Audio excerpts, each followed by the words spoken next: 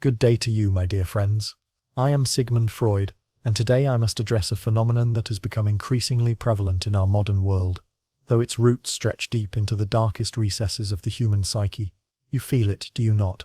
That inexplicable dread that washes over you at the mere thought of stepping beyond your threshold.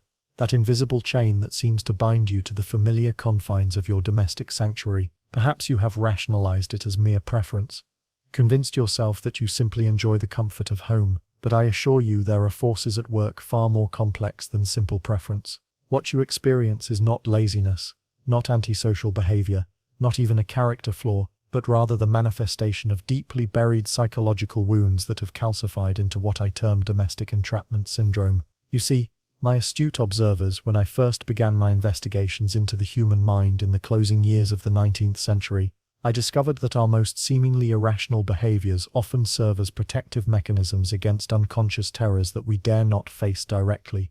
The individual who cannot bring themselves to venture forth from their dwelling is not avoiding the external world per se, but rather fleeing from the terrifying possibility of confronting aspects of their own psyche that have been banished to the unconscious realm. They have constructed what I call a psychological womb, a space where the harsh realities of adult existence cannot penetrate, where the wounded child within can remain forever protected from the judgments, rejections, and potential humiliations that await in the world beyond. Consider for a moment the profound irony of our situation. Here we are, beings supposedly evolved beyond our primitive ancestors, yet many among us find themselves as confined as any creature in the wild, not by physical barriers but by invisible psychological walls that prove far more formidable than stone or steel. You may find yourself making endless excuses, postponing social engagements, declining invitations, ordering your necessities to be delivered rather than venturing out to procure them yourself. You tell yourself and others that you are tired, that you have work to complete, that the weather is unsuitable, that traffic will be bothersome, but beneath these rational fabrications lies a truth far more disturbing and far more illuminating. What if I were to tell you that your reluctance to leave your home is actually a sophisticated defense mechanism, one that your unconscious mind has erected to protect you from re-experiencing traumatic wounds that you may not even consciously remember? What if I were to demonstrate to you that this apparent weakness is actually evidence of your psyche's incredible capacity for self-preservation, albeit in a form that has outlived its usefulness and now serves only to imprison you? And what if I were to offer you a revolutionary method, drawn from the deepest wells of psychoanalytic understanding, that could not only free you from these invisible shackles, but transform your relationship with both your inner world and the external realm in ways that would seem miraculous to your current imprisoned state? Before we delve deeper into these revelations, I must ask you to pause for a moment and truly listen to what I am saying. In my decades of clinical practice, I have observed that healing begins not with action but with recognition, not with movement but with understanding. So I invite you right now to acknowledge the truth of your experience without judgment, without shame, without the defensive explanations that you have grown so accustomed to offering. Simply allow yourself to recognize that yes, you do experience difficulty leaving your home, and yes, this difficulty causes you distress, limitation, and a profound sense of disconnection from the fuller life you know you could be living. Now, let me guide you through the labyrinthine pathways of the unconscious mind to show you exactly how this domestic entrapment syndrome develops and why it persists with such tenacious grip upon your daily existence. The origins of this condition invariably trace back to what I term primary attachment disruptions, wounds inflicted during the most vulnerable periods of psychological development when the child's sense of safety and security in the world is being established. These wounds may take many forms, some obvious and dramatic, others so subtle that they escape conscious detection entirely, yet all share the common characteristic of teaching the developing psyche that the world beyond the immediate family environment is dangerous, unpredictable, and potentially devastating to one's core sense of self. Perhaps you were the child whose mother responded to your natural exuberance and curiosity with anxiety and restriction, whose well-meaning but neurotic caregivers projected their own fears of the world onto your innocent explorations. Each time you expressed excitement about venturing forth, about meeting new people, about exploring new environments, you were met with warnings, with predictions of danger, with subtle messages that the world was a hostile place, and that safety could only be found within the narrow confines of the family circle. Your unconscious mind, in its infinite wisdom, absorbed these lessons and began to associate any movement beyond the familiar with potential abandonment, rejection, or psychic annihilation. Or perhaps your wounds were inflicted through more direct means, through experiences of public humiliation, social rejection, or traumatic encounters that occurred precisely when you were venturing beyond your safe spaces. The child who is mocked or bullied during their first attempts at social interaction, who experiences devastating embarrassment in public settings, who suffers some form of abuse or trauma while away from home, learns to associate the external world with pain and the internal world with protection. These associations become deeply embedded in the unconscious mind, creating what I call agoraphobic imprints that continue to influence behavior long after the original traumatic events have faded from conscious memory. The truly insidious aspect of domestic entrapment syndrome lies not in its origins but in its self-perpetuating nature. Each time you choose the safety of home over the uncertainty of the external world, you reinforce the unconscious belief that you are incapable of handling the challenges that await beyond your threshold. Each cancelled plan, each declined invitation, each delivery ordered instead of personal procurement becomes another brick in the psychological prison that you have unknowingly constructed around yourself. Your comfort zone, initially a necessary refuge, transforms into a limitation that grows more restrictive with each passing day. But here is where my psychoanalytic understanding offers hope where conventional approaches fail miserably. You see, most people attempt to address this condition through what I call brute force methodology, trying to simply push through their resistance, forcing themselves to leave the house despite their terror, believing that exposure alone will somehow cure their condition. This approach not only fails but often worsens the problem because it ignores the fundamental psychological dynamics at play. It treats the symptom while leaving the underlying wound untouched, like attempting to heal a festering infection by merely covering it with a bandage. The psychoanalytic approach recognizes that domestic entrapment syndrome is not a problem to be overcome, but a message to be decoded. Not a weakness to be conquered, but a protective mechanism to be understood and gradually transformed. When we apply the lens of depth psychology to this condition, we begin to see that your reluctance to leave home is actually your unconscious mind's attempt to prevent you from re-experiencing early traumatic wounds, to protect the vulnerable child within from further psychological injury. Let me share with you now a moment of profound intimacy in our exploration. I want you to know that in my many decades of studying the human psyche, I have never encountered a single individual whose psychological symptoms serve no purpose whatsoever. Your domestic entrapment, as limiting and frustrating as it may be, developed for very good reasons, and those reasons deserve to be honored and understood before they can be transcended. So I ask you now in the comments below to share with our community something that resonates with what I have shared thus far. Perhaps you recognize yourself in these descriptions. Perhaps you have experienced the gradual narrowing of your world that I have outlined. Perhaps you have noticed how your reasons for staying home have multiplied over time while your motivations for venturing out have diminished. Share with us if you feel comfortable doing so, by simply writing something like this: I recognize myself in these patterns, Dr. Freud, and I am ready to understand the deeper reasons behind my reluctance to leave home. Or perhaps I have noticed how my world has grown smaller over time, and I want to learn how to expand it again safely. Your willingness to acknowledge these patterns, to bring them into the light of conscious awareness, is itself a profound act of courage and the essential first step in any genuine psychological transformation.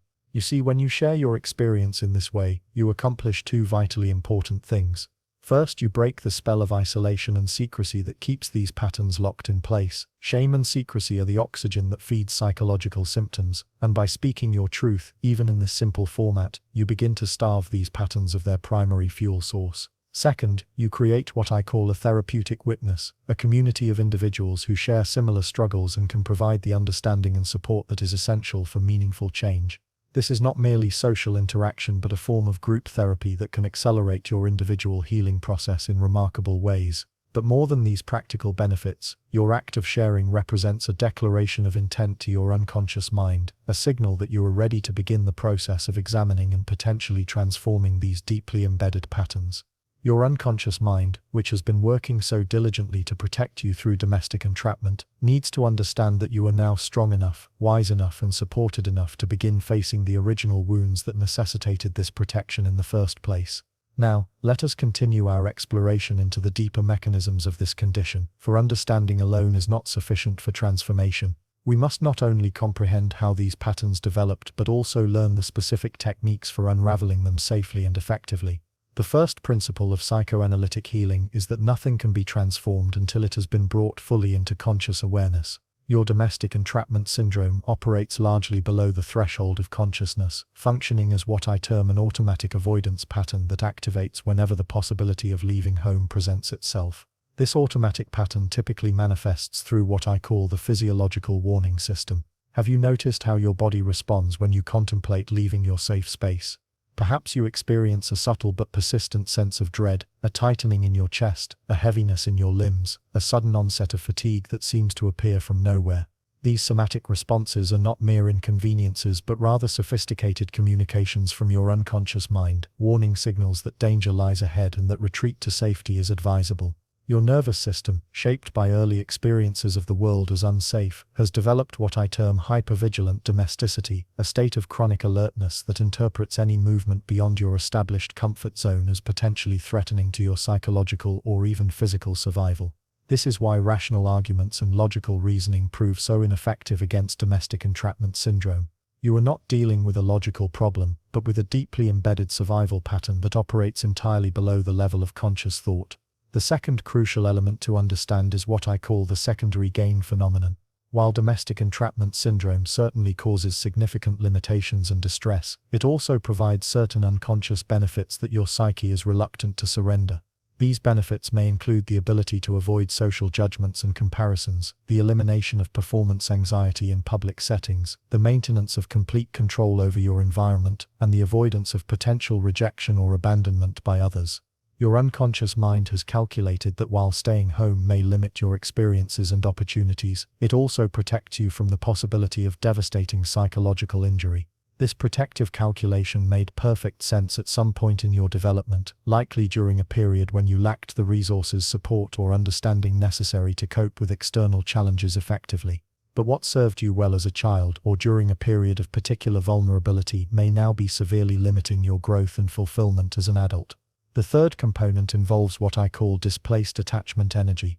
Human beings are fundamentally social creatures, designed for connection and community, and when we restrict our external social interactions, this powerful drive for connection does not simply disappear.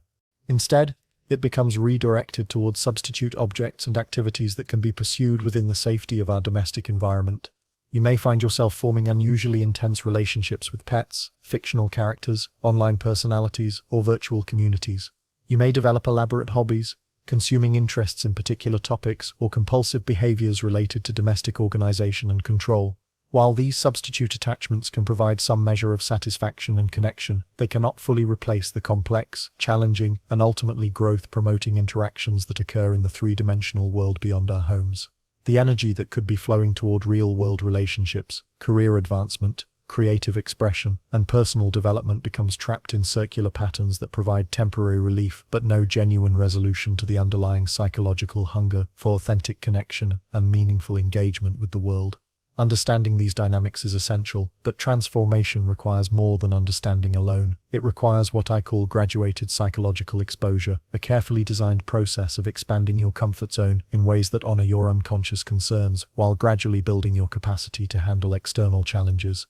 This is not the crude exposure therapy advocated by behaviorist approaches, which often re-traumatize individuals by forcing them to confront their fears without adequate psychological preparation. Instead, this is a nuanced process that respects the wisdom of your defensive strategies while gently expanding their boundaries. The first stage involves what I term internal psychological preparation, the process of developing a strong, stable sense of self that can remain intact regardless of external circumstances. Many individuals trapped in domestic patterns lack what I call portable identity, a sense of self that travels well beyond familiar environments. They have become so dependent on external structures for psychological stability that removing these supports feels like potential psychological annihilation.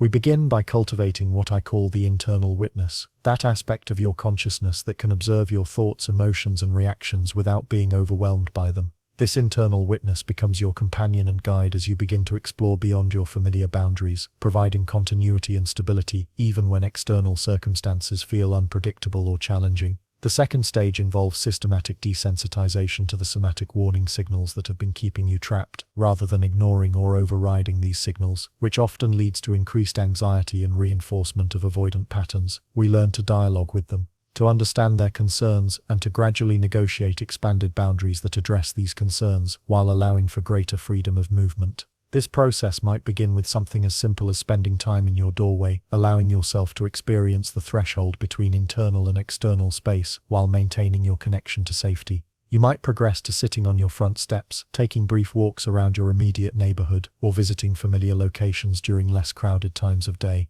Each of these expansions is undertaken not as a challenge to be conquered, but as an experiment in maintaining psychological stability while exploring new territories. The third stage involves what I call relational re-engagement, the gradual process of rebuilding your capacity for authentic connection with others in physical spaces. This is often the most challenging aspect of recovery from domestic entrapment syndrome, because it requires not only overcoming your fear of leaving home, but also addressing the social anxiety and interpersonal wounds that often underlie the condition. We begin with low-stakes social interactions that provide opportunities for positive connection without significant risk of rejection or judgment. This might include brief conversations with neighbors, participation in structured group activities where social roles are clearly defined, or reconnection with old friends who have demonstrated their reliability and acceptance over time. The key to successful relational re-engagement lies in understanding that your social skills have not been permanently lost, but rather dormant, like muscles that need gradual conditioning after a period of disuse. Your capacity for genuine connection, for meaningful conversation, for emotional intimacy remains intact beneath the layers of protective withdrawal that you have developed.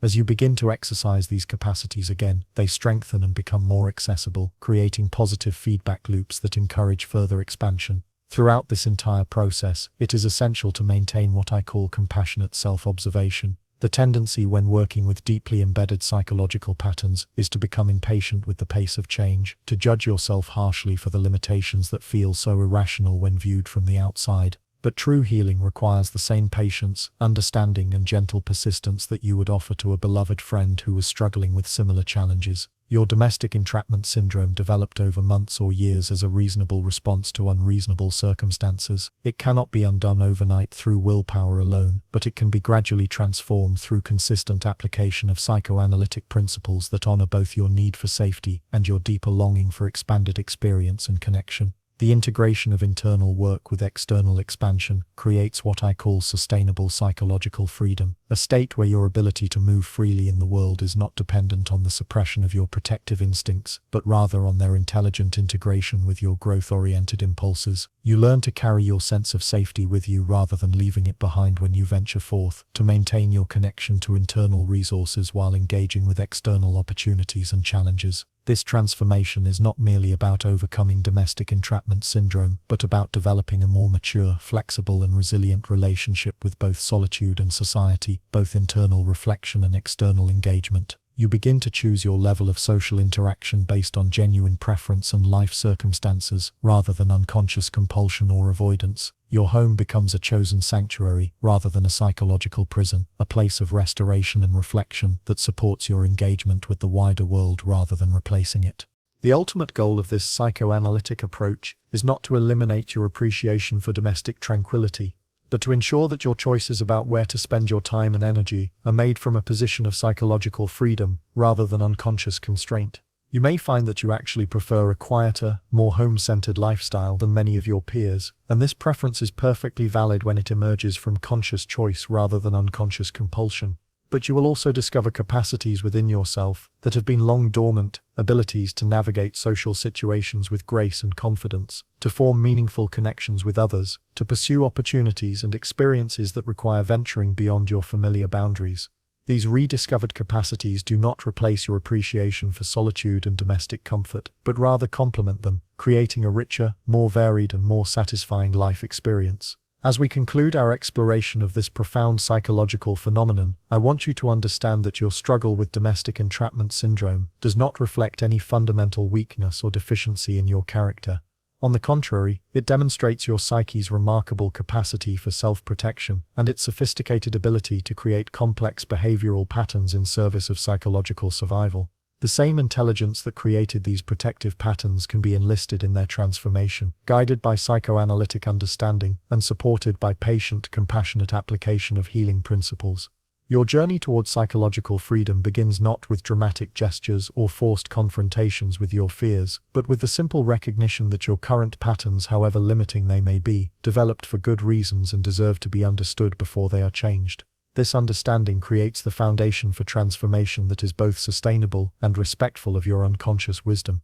I invite you to begin this journey today, not by forcing yourself to leave your home when you do not feel ready, but by beginning to develop a curious, compassionate relationship with the patterns that have kept you confined. Notice without judgment how you feel when the possibility of leaving home presents itself. Observe the thoughts that arise, the sensations in your body, the elaborate reasoning that your mind constructs to justify staying safely within your familiar boundaries. This observation itself is a profound act of psychological courage and the essential first step in any meaningful transformation. As you develop your capacity to witness your own patterns without being overwhelmed by them, you create the internal stability necessary to begin expanding your external boundaries safely and gradually.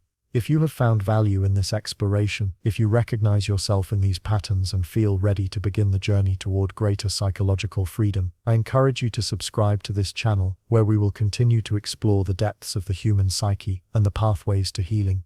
Your willingness to engage with these challenging topics, to examine your own psychological patterns with honesty and courage, contributes not only to your personal growth but to our collective understanding of what it means to be human in all our complexity and contradiction.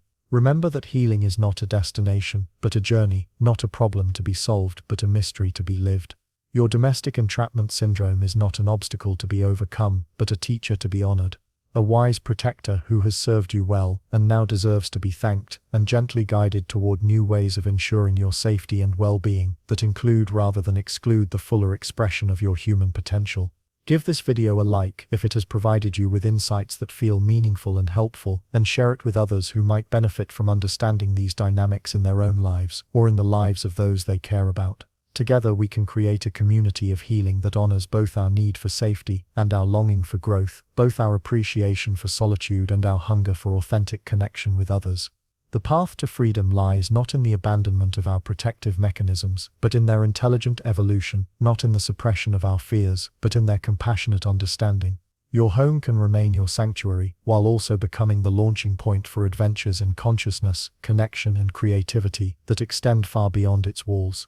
This is the promise and the possibility that psychoanalytic understanding offers to all who are willing to undertake this most important of journeys, the journey toward becoming more fully, freely and authentically themselves.